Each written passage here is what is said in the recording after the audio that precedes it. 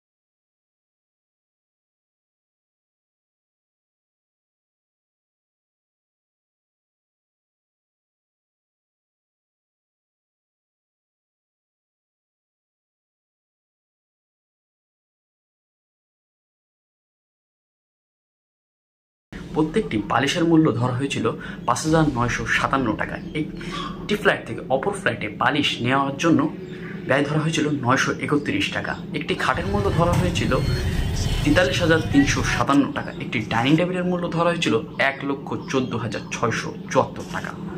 উদাহরণ দিতে গেলে হয়তোবা শেষই হবে, এমন আরও অনেক গল্প আছে, সেগুলো না হয় নাই বললাম। চলুন একটা পরিসংখ্যান দেখা যাক।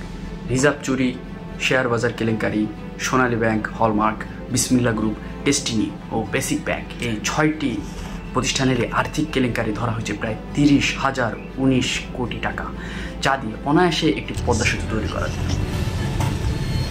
এছাড়া গত ১৫ বছরে যে পরিমাণ অর্থ বিদেশে পাচার হয়েছে তাই দিয়ে দেশের বাজেট ৬ বার তৈরি করা যাবে, এবং বাজেটের পরিমাণ আপনারা সকলে জানেন, প্রায় ৭,৫০,০০০ কোটি টাকারও বেশি। এতক্ষণ যে কথাগুলো বললাম তা থেকে আপনারা নিশ্চয়ই বুঝতে পেরেছেন বাংলাদেশের মতো সম্ভাবনাময় একটি দেশের অর্থনৈতিক দুরবস্থার সব থেকে বড় কারণ আসলে দুর্নীতি।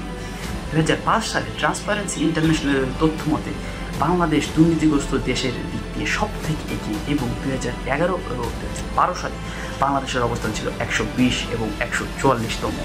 বলে রাখা ভালো, যে দেশের অবস্থান যত বেশি সেই দেশ তত বেশি দুর্নীতিগ্রস্ত। কীভাবে থামানো সম্ভব এই দুর্নীতি?